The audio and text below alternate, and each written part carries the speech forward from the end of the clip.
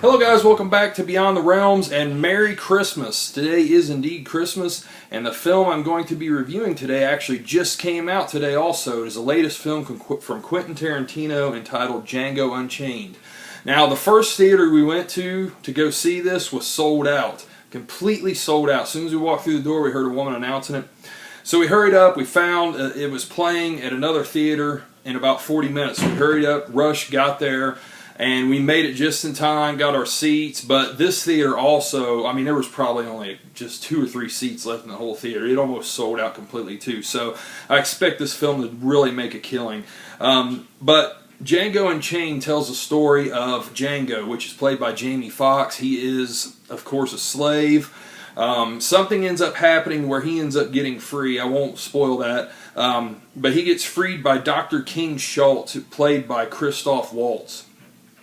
And Dr. King is, it looks like he's a dentist. He travels and his carriage has a big tooth attached to the top of it.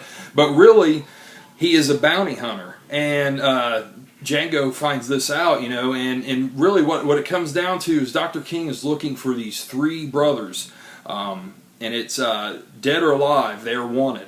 And he wants Django to help him out. And he says, you know, if Django helps him out, he'll make him a free man. So Django agrees to it.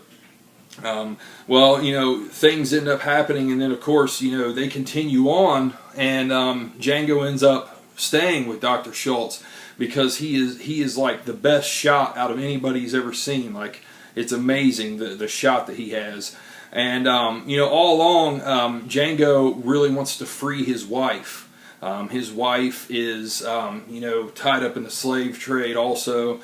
And his ultimate goal is to get to Mississippi and to free his wife. And Dr. King eventually agrees to go and help him find his wife. And that's your basic premise for Django Unchained. Guys, this film is ultra violent. I mean, I had to say that right away. It is very violent.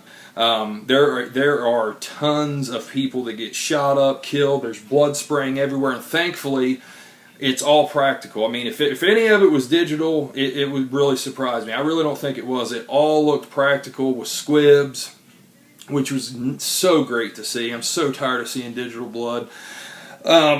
And, you know, the casting in this film was absolutely fantastic. Christoph Waltz deserves an Oscar for this film. He is so fantastic, so great and amazing. I mean, you know, I'm running out of adjectives of saying this. I mean, because he is just so damn good. And him and Jamie Foxx together are amazing. You know, Jamie Foxx, you know, starts off as this timid slave, and he eventually, you know, he gets his confidence built up, and he becomes really, you know, a strong character. I really loved how he changed throughout the course of this film. And then you have Leonardo DiCaprio as Calvin Candy, which runs a plantation entitled Candyland, of all things. And, you know, Leonardo, that's the thing about this film, okay? It starts off real strong. It's funny as hell. I've never heard the N-word slung around more since probably Blazing Saddles. I mean, it's a racially charged movie because of the time. It's set in 1858, 2 years before the Civil War, and it starts off really strong. I mean, it's great. It's so fucking funny. I mean, you're going to laugh your ass off. And then once it gets to Candyland, it kind of gets a little slow. And you know, me and Selena talked about this afterwards, and we both kind of came to the conclusion that it probably had to do with Leonardo DiCaprio. He just did not seem to be the best hard-ass guy to have in the role. And you know, it's kind of tough for me to say that because I honestly am a pretty big Leonardo DiCaprio fan. I've been a fan of every movie I've seen him in, and this one, you know, is no exception. But he himself in the film, he didn't really work for me too much. And I know a lot of you are probably going to disagree with that, but he was just not, that part of the film kind of drug along. It just did not hold out too well. But also in this part is another awesome character. Samuel Jackson plays Stephen, which he's playing an older character. They made him look older than he is.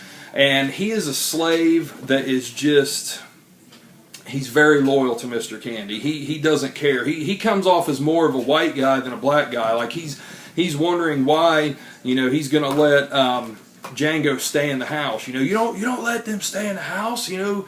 And he's fantastic. Samuel Jackson is just so awesome in this role. He's funny as hell. There's a lot of funny moments, but it kind of drags there, and it picks up once they leave that part. But other than that, you know, let's see here. I'm trying to see if there's anybody else worthwhile to mention.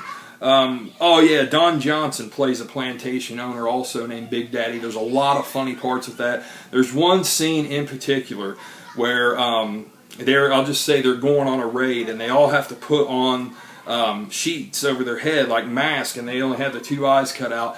It is some of the most funny shit I've seen in a long time, and everybody in the theater was laughing so loud you really couldn't almost hear what was going on the screen. I mean, everybody was just busting out this scene because the guys are complaining like, holy shit, who the hell cut these holes? I can't see shit. And it's just funny, and the one guy pulls it down and he's got chew in his mouth. He spits chew out of one of the holes. It's just, you have to see it, guys. It's funny shit. But Don Johnson, he's not in it a lot, but the part that he's in, he's really good. But overall, guys, you know, just a great cast. I thought every single cast member was really good. Like I said, you know, Leonardo, maybe not the best choice. He did pretty good for what he had, you know, but, you know, they could have just done a little bit better with that. But other than that, all the cast, I loved it.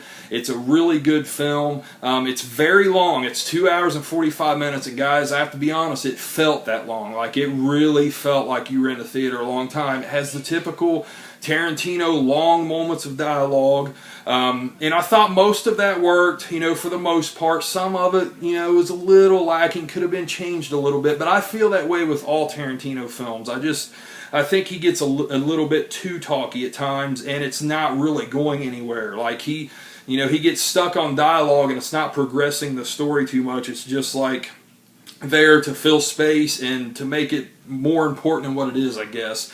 And, you know, Django Unchained, it does the same thing in this. I think it could have been tightened up a little bit. But still, overall, guys, it's a great film. I'm going to give Django Unchained an 8 out of 10.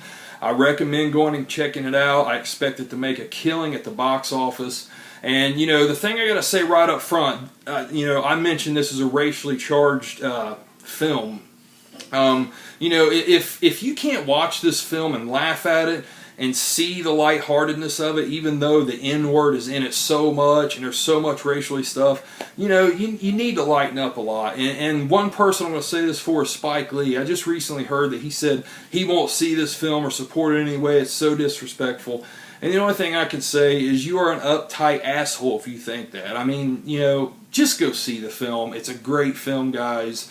And, you know, all except those of the most uptight nature are going to enjoy it, I think. Yeah, I think you guys will really like it. So, yeah, that's Django Unchained. It's out now. I appreciate y'all watching. Have a good one. Later.